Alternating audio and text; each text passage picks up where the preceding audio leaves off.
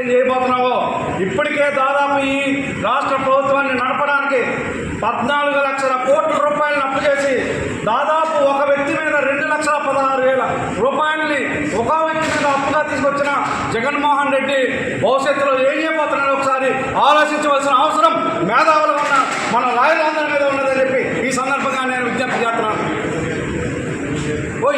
ఈ ప్రమాదకరమైన పరిస్థితుల్లో రాష్ట్రం ఉంటే మనం ఇంట్లో కూర్చొని మన పిల్లల్ని మనం కాపాడుకుంటే ఈ రాష్ట్రాన్ని పేద ప్రజలే కదా అమాయక ప్రజలే కదా పాడైపోయేదని చెప్పి మనం కానీ ఇంట్లో ఉంటే మేధావి మౌనంగా ఉంటే ఈ దేశానికే ప్రమాదం అవుతుందని చెప్పి దాన్ని గమనించవలసిన అవసరం మన డాక్టర్ బిఆర్ అంబేద్కర్ గారు మన పురస్కారాల మీద పెట్టారని చెప్పి దాన్ని గుర్తు చేసుకోవాల్సిన అవసరం మీ అందరి మీద ఉందని చెప్పి ఏదైతే ఈ నల్ల చట్టం ఉందో ఈ నల్ల చట్టం ఏదో కేంద్ర ప్రభుత్వం పెట్టమన్నది అందుకని పెట్టానని చెప్పి దోబుచ్చులాడుతున్నాడు. నీ కేంద్ర ప్రభుత్వం ఏదైనా విధి విధానాలు ఉంటే నువ్వు బయటపెట్టు, నువ్వు ఖచ్చితంగానే అలాంటివి ఈరోజుకి బయట పెట్టవు. కానీ నీ మీద ఉన్న నెపాన్ని మాత్రం కేంద్రం మీద వేయడానికి ప్రయత్నం చేస్తున్న కుట్రలో భాగమని చెప్పి నీ మంత్రులు మాట్లాడుతున్న విషయాన్ని ఈ సందర్భంగా నేను గుర్తు చేస్తున్నాను.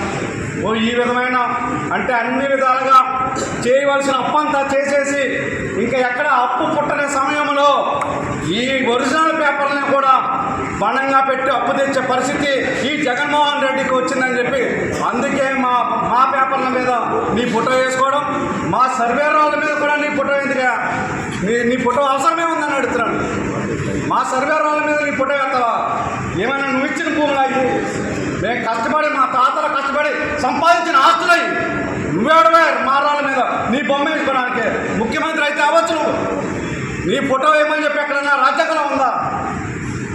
లేనప్పుడు నువ్వు ఎందుకు వేస్తున్నావు అన్నది అంటే నీ భూములను నిర్ధారించుకోవడానిక మా పేపర్ల మీద నీ బొమ్మ వేయడం, మా సర్వేరాల మీద నీ బొమ్మ వేయడం అంటే మాయ కదా భూములు. మేమేమన్నా కౌలుకి చేస్తున్నామా?